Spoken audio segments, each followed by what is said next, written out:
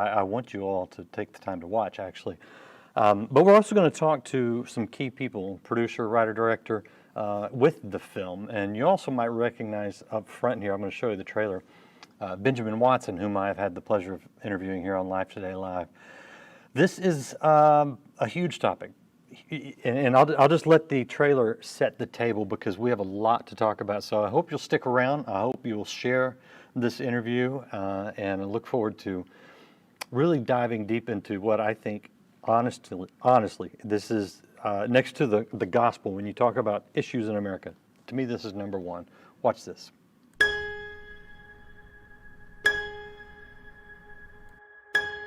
When does a person get rights? When does a person get rights? When a person is a person. When is a person a person? And that's the thing. When a child is born, then the child is a child.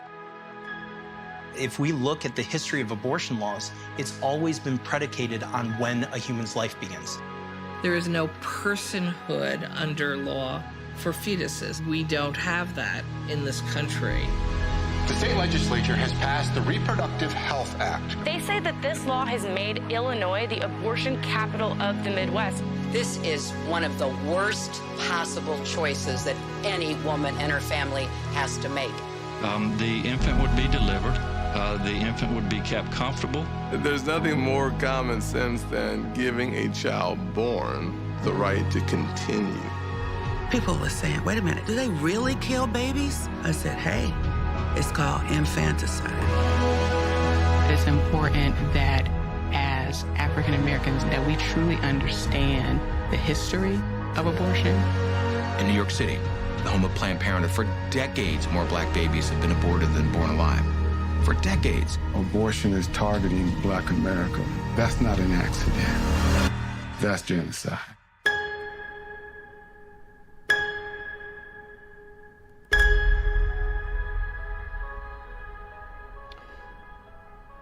I want you to welcome to Life Today Live the writer-director Chad Bonham of this documentary, as well as the producer, Elizabeth Kennedy-Ryzewicz. Glad to have you guys here. Thank you both. Thanks for having us. We're happy to be here. Thank you, Randy. Let's get into this. First of all, where did this come from? How did you manage to pull all this together? Because this is a high-level project with very recognizable people, which I think is always great because it gets a better reach, makes a bigger impact. How did you pull this thing together? Well, January 2019, New York passed the Reproductive Health Care Act, which is ironically named, and I was aghast and confused and found out that everyone that I talked to was also confused. So Chad and I have been working together for a while, so I called Chad and said, we need to do a documentary on this because it's very confusing why New York is working to legalize abortion up till birth. And is that happening? Like, can you kill a baby while they're being born? So initially we put together the team and we didn't think it would be such a big project. We just thought that we were gonna, do world-class cinema, but simply explain what the facts of the matter were. And we didn't think it would take us 2 years. We didn't think that it would be so expansive, but it grew. And I believe that it became something bigger because it was meant to, and it was just a gift that we got to be a part of it, essentially. Chad? Yeah, when Betsy called me, one of the things that was kind of fascinating about what she told me was prior to this, abortion wasn't something that she had thought a lot about. It wasn't a big issue for her personally. It's something I've kind of followed for years. I actually wrote an editorial for my college newspaper about abortion when I was, I think, a sophomore or a junior. Randy Alcorn, who's in the film, it was a big influence of mine with one of his books. So, and I'd done a film, 10, 11 years earlier called Life Happens, which addressed this. So this is something that's always been on my radar. But it came out of the blue, honestly. And what's really even more ironic is that New York's law was the catalyst. But by the time we had decided to start working on something, then things started happening in Virginia and then Illinois, and it ramped up. on the progressive side of the laws. And then, of course, there was Ben Sasse trying to pass the Born Alive Protection Act. And then there was Alabama and Mississippi and all these states trying to pass heartbeat bills. We had no clue that what happened in New York was going to set off this chain reaction. And of course, we also didn't know that, Ruth Bader Ginsburg was going to pass away right before the election and set off another chain reaction with the Supreme Court. So none of that was known. It was really just our heart was to try to address the issue, pull together the biggest names possible to put a coherent piece that people could really grab a hold of and be educated about, whether they were on one side of the issue or the other. And then we've just been blessed to fall into, and for really the Lord to place us in an opportunity like we are in this moment in time. So that's how it all came together. It wasn't supposed to be this big, just like Betsy said, it wasn't supposed to be this big of a deal. It was supposed to be kind of just something we were going to spend a few months on, but it just kept getting bigger and bigger and bigger. And now here we are. Mm-hmm. All right. I figured out two things. One, you call Elizabeth Betsy. Okay. So those of you who know her, but the other thing, abortion is one of those things that as we go back between administrations, Democrat, Republican, we see these swings, and we don't know what's going to happen in the future now. But there seems to be this really massive change in the Democrat Party, at least, where they were once, well, we want abortion to be, legal and rare. And now it's abortion is health care is the new mantra. What's going on, do you think, on that side of the culture and the leadership, to where abortion is not just something that, unfortunately we have to tolerate when we really have to, cases of incest or rape or, hardship, but now it's like, now this is literally health care. Thank you for asking that question, Randy, because for me as a producer, this was a huge learning process for me. And the motivation that I had to work on this project, we have 5 partners. Chad and I are 2 of them, who basically, were the engine of this project. We all had a different motivation, but my motivation was to tell the truth, because I felt strongly that we weren't getting the truth about what was going on with abortion and the law. And mainstream media and pop culture obfuscate the truth about abortion all the time. They don't tell the whole truth, and the truth is painful. And that's why there was I felt like a spirit of confusion across the nation when New York lit up the tower in pink and was celebrating the Reproductive Health Care Act, which, by the way, we learned from interviewing Senator Liz Krueger that she said, because she had been working on it for 10 years. She's a proponent of it, obviously. And she and the only other liberal senator that would be interviewed, that agreed to be interviewed by us, because we asked, how many did we ask, Chad? Like 30 or 40? None of them would be interviewed by us. And we just wanted, in a very respectful way, to ask for the truth for the American people. And so in this learning process, I learned that there were a lot of I would say, lies about what the motivation is for the law. So, for example, in the Reproductive Health Care Act, it says that the purpose is to codify Roe v. Wade. And that's what Senator Krueger, forgive me, I don't know if it actually says that in the law, but Senator Krueger, who is the main leader of the law, and Senator Rivera both said that was the purpose. And Roe v. Wade doesn't allow for the abortion of a viable fetus. So at this point, you can be a viable fetus after, I'm not a doctor, but Dr. Ben Carson, when we interviewed him, said that very young, matter of weeks old fetuses can survive out of the womb. Yeah. Certainly younger than 20 weeks. So the truth just isn't out there. And even the title of the bill is misleading. The Reproductive Health Care Act. Right. And I'll just say one more thing, and I know Chad has so much to say about this as well. I just thought it was fascinating to interview Senator Katrina Jackson from Louisiana. She was a state representative at the time, and we sat down with her. Benjamin Watson actually arranged that interview. It turns out he's a phenomenal producer.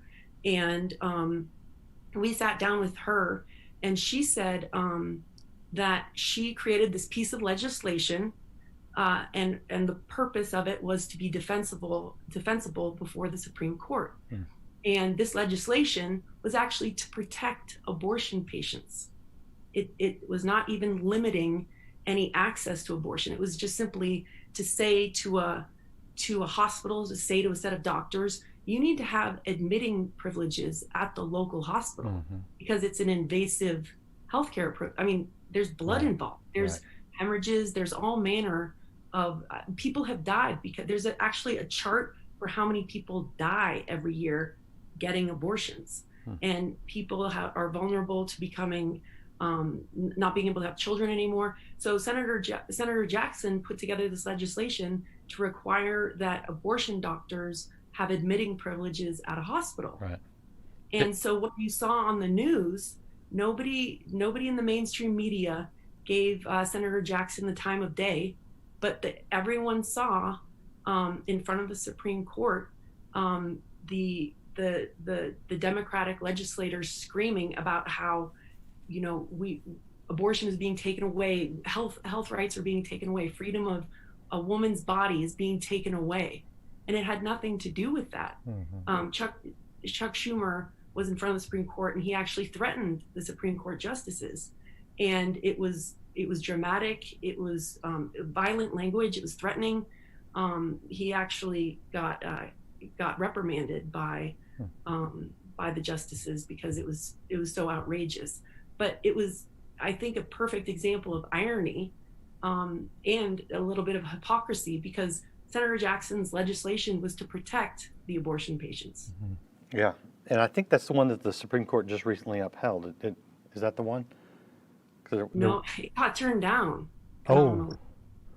Sadly. So in the state of Illinois, if you're an animal, you have more protections. There are more restrictions over veterinarians than abortion. You don't even have to be a doctor in some states. You can be a nurse. Hey, Chad. So, Chad, what do you think's going on in the culture and in the largely Democrat leadership right now? What do you think the truth is? What's going on everywhere else? I mean, I think that in culture, if you see it, it's everything's getting. There's a wider gap in all issues, and I think that abortion, of course, is naturally going to become a greater divide. I think it's the spirit of the age. We talk about that, and as the world gets darker and darker, people are going to think that more things that we never would have thought were okay are okay, and things that we just always assumed people would all rally around and say, no, we should be for life. We should be for what's right and what's scientifically proven, Right. And here we are arguing against science, us as science, deniers, so-called, Right.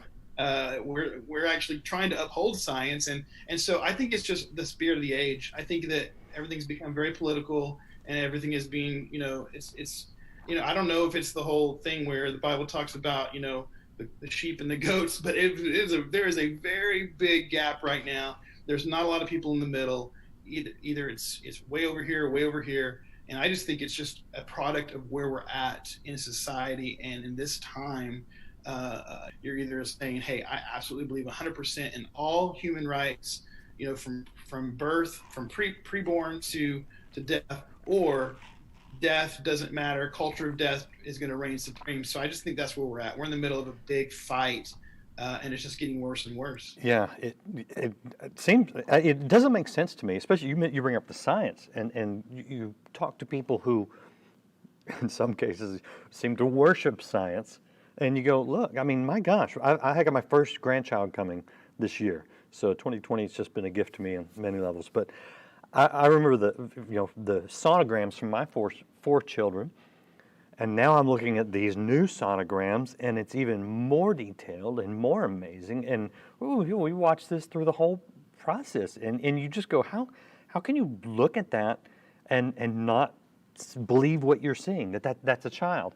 Yet, and here's my question for both of you, so many Christians seem to be either apathetic or on board with this legislation that does nothing but increase abortion and make it okay later and later and easier, which there's just no denying that leads to the loss of human life, period. And it baffles me that any Christian can be on board with that. And I wish some wouldn't be so apathetic. How do you explain what's going on just within the Christian community? Well, I really appreciate that question, Randy, because like I said, and I know that our 4 other partners had a similar motivation, and that was to tell the truth. The truth isn't out there. I'm a very educated person. I consider myself to be very intelligent, and I had no idea. I had no idea what abortion entailed. I had no idea how it interacted with the legal system, and that's what our film does. What would you say would be most shocking to you that you learned?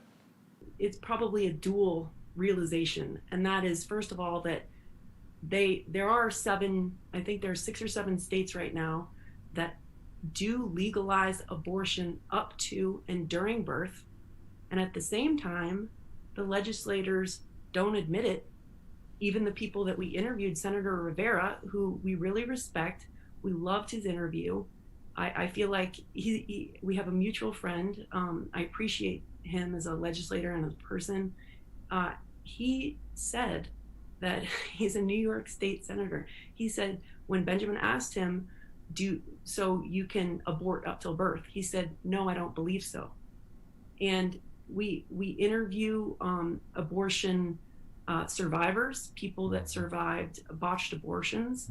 We interview, we actually had so many phenomenal, brilliant interviews that we couldn't include. Chad did a brilliant job of writing the narration and condensing with the editors all of the interviews into a cohesive message and basic bullet points of what the facts were. But that's what surprised me the most. Chad, what do you think? Was there anything that jumped out at you in this process that you thought, I didn't know that, or I can't believe that? I wasn't surprised at too much. I think what surprised me, was running into some people who do have certain faith, or would claim to be a Christian and would kind of, be hard pressed to say abortion is wrong, or maybe not so much wrong, but it's, well, we have to have it because we're not doing these other things. This justification really kind of surprised me. I just assumed it was just going to be cut and dry, but there was this kind of weird middle ground with a few people that we talked to, and these are people that I know, do profess faith, and it was just a little shocking because I thought it was a little more cut and dry than that. And the sad thing is this argument that is out there that you can't, you can't do away with abortion until you take care of all the problems in the world. We have to get rid of poverty. We have to make sure that everybody is perfectly taken care of, and every child's life is going to be 100% perfect before we can get rid of abortion. It's kind of the prevailing thought, and it's kind of, it's really, it doesn't make any sense because there's never going to be a perfect situation for anybody, and things happen. There's always going to be poverty to a certain extent, but to use that as the justification, well, we're not doing enough. Whenever the fact is that there is a lot that is being done. That is one of the lies that I hate, is that, well, you can't say no to abortion whenever you're turning down all these programs and the government's not doing these things, and denying the fact that the church and lots of different organizations are doing amazing things to help support people. But that was kind of shocking to me, that there was, there would be people of faith who would somehow be able to justify abortion. I guess I shouldn't be surprised these days. Anything's possible in 2020. Yeah. But that was for me. I had studied a lot of the science and the procedures, and I kind of knew that, so it wasn't shocking. But it was just, I think, some of the attitudes about abortion that it was disappointing and surprising. Yeah. Yeah. The one of the things that the film, the trailer at least, alludes to is this idea of abortion being genocide of African Americans. Do you think there's a racial component in that? Well, Randy, kind of like I was trying to say at the beginning of the interview, you know, I'm a very capable producer. Chad's a capable producer, writer, and director. But really, we felt like God was very much in charge of this project, and we would have to be really proud people to deny that, because we set out wanting to tell the truth about abortion, and motivated by the Reproductive Health Care Act that, you know, legalized abortion up till birth in New York.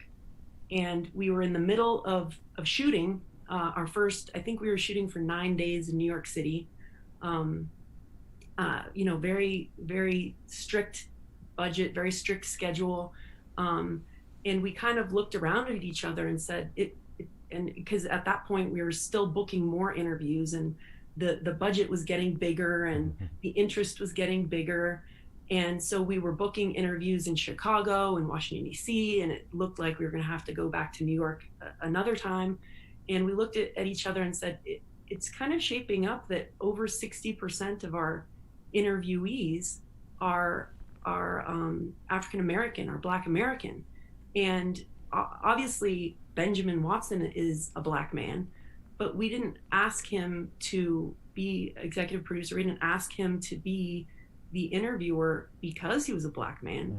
It was just because he was the most amazing person that we knew Sure. who could possibly do this project. And he knocked it out of the park. Yeah, brilliant guy. He amazed all of us, Yeah, brilliant. as not just as an interviewer and as a thinker, but also he's an amazing producer. But that it's just to be frank with you, Randy. And I'm actually really interested to hear what Chad says about this too. I felt like God really wanted to tell the story about how abortion has impacted, is impacting, and will impact Black America.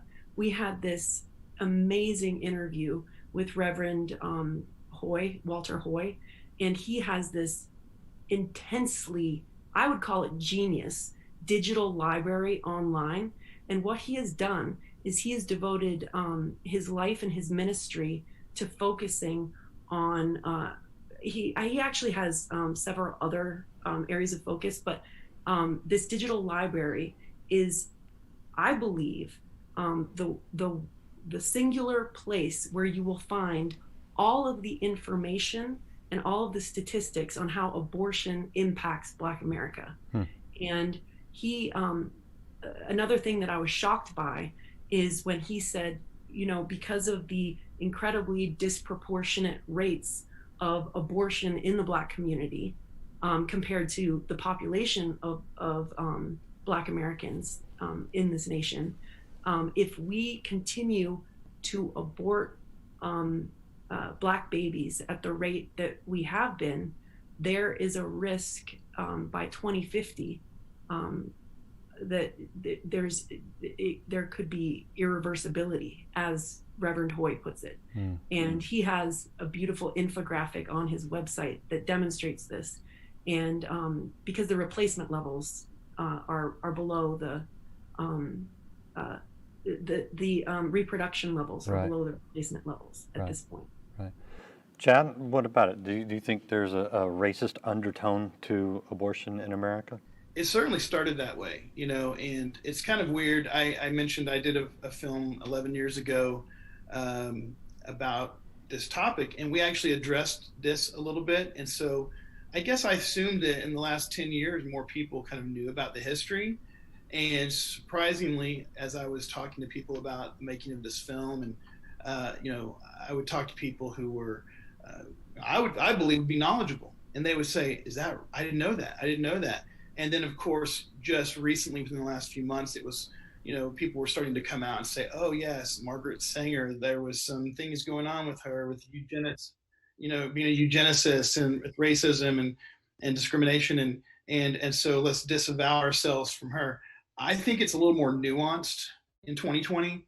I think what it is now is I believe that just like in any society, any people group that has been marginalized over time, and taken advantage of is going to continue to be taken advantage of. And I feel like that the abortion industry, I don't know if they target them so much now because of racism as much as now it's just they're an easy target because of some of the communities that have poverty and because they can get subsidized abortions through those communities.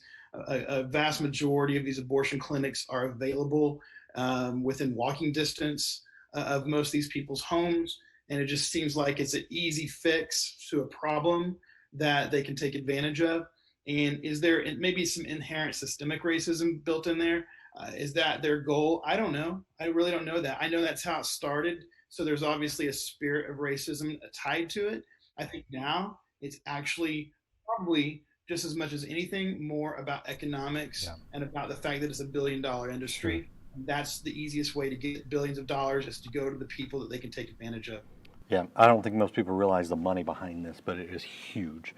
Last question for both of you. And there's been with the Amy Coney Barrett hearings, there was a lot of belly aching over, they're going to outlaw Roe versus Wade, which really wouldn't change much, other than make the decision a state decision.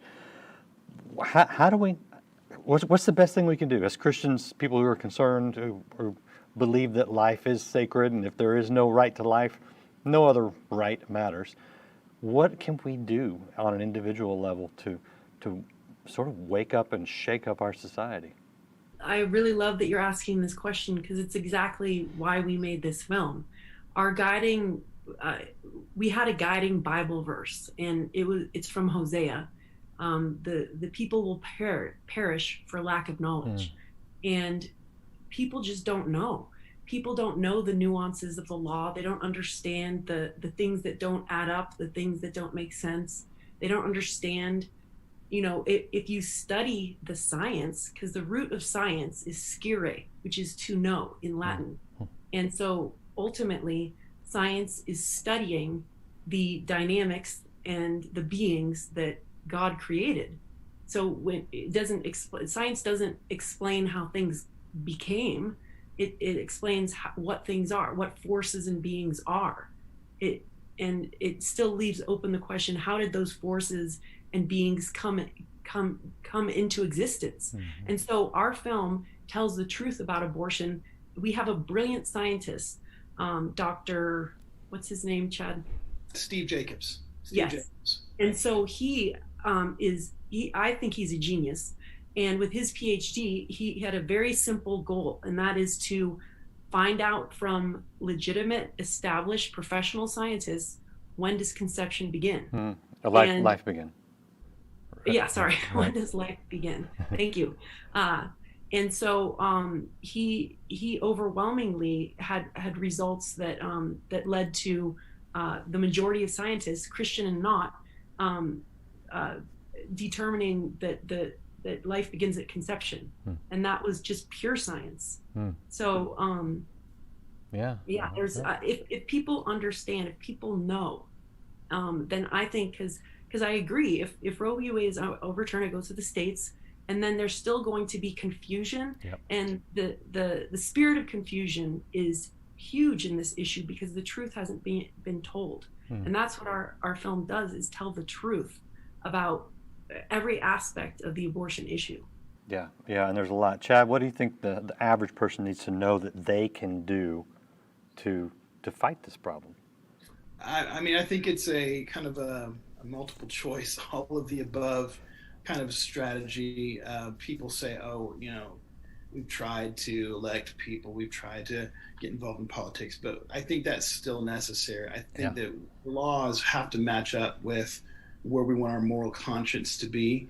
And I think that's important. But what's even more important is that we need to be a part of a movement that changes minds and transforms hearts. And it goes back to what Betsy said. We have to educate people. We have to be on the front line. telling people, here's the truth. We can't be afraid to talk about the issue. It's not a comfortable issue to talk about.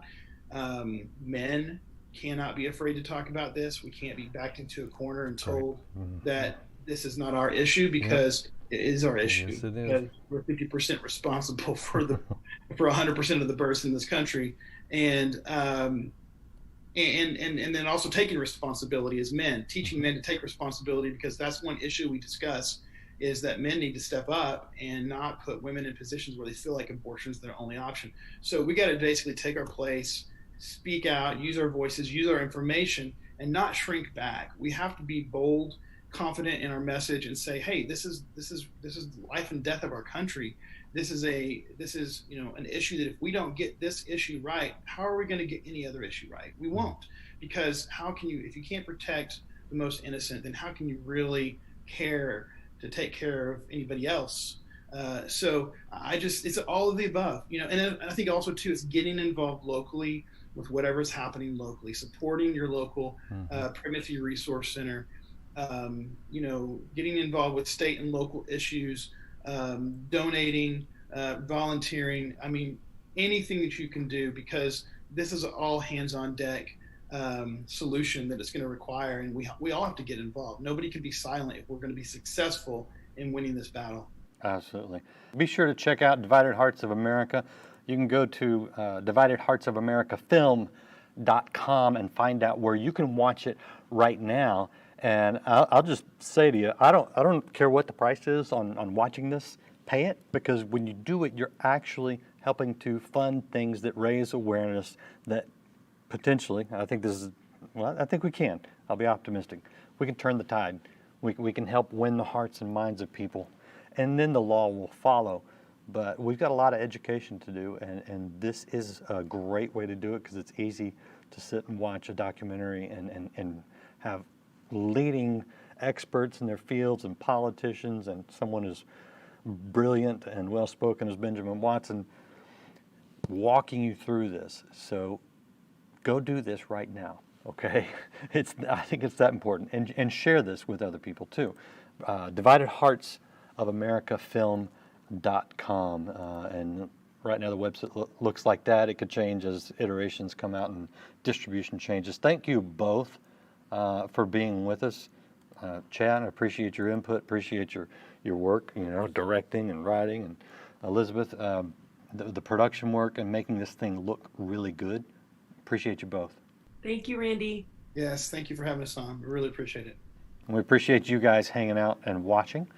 Again, share this. If you haven't subscribed to Life Today TV, do it right now, or follow, depending on where you're at. And let's get the word out. Let's do something. Let's change some hearts and minds. And we can address this, the most important social issue of our time. See you again next time on Life Today Live. In these last days. Thank you for joining us live on the air. My pleasure. Television, the drug of a nation, breeding ignorance and feeding radiation. TV. You're the fruit. You're the fruit. You're the fruit. Exploits